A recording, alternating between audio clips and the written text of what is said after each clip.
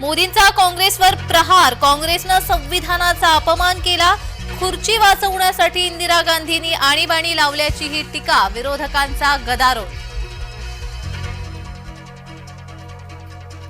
भारत विशाल देशच नाही तर लोकशाहीची जननी, लोकसभेत संविधानावर बोलताना मोदींनी व्यक्त केला विश्वास.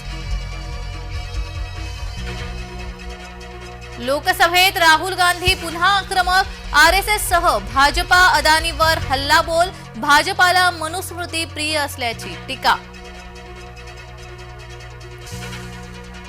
लोकसभेत राहुल गांधी श्रीकांत शिंदेमध्ये खडाजंगी, शिखांची हत्या करणाऱ्या तुमच्या आजी संविधान विरोधी नव्हत्या का, श्रीकांत शिंदेंचा राहुल गांधींना सवाल.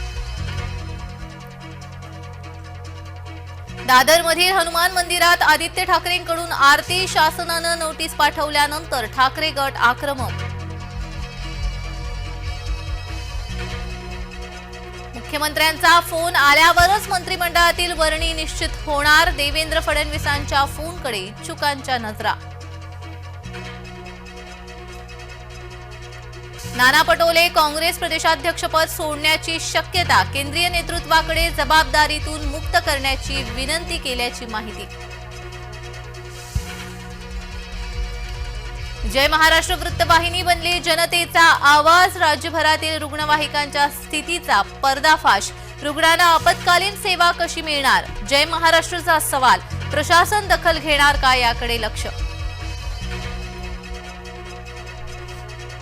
भिवंडी, पनवेल, रायगडमधील रुग्णवाहिकांचं स्टिंग ऑपरेशन, नाशिक, वर्धा, अकोल्यातही रुग्णवाहिका धूळ खात, रुग्णवाहिकांचा प्रश्न कधी निकाली निघणार, जय महाराष्ट्रचा प्रशासनाला जाब.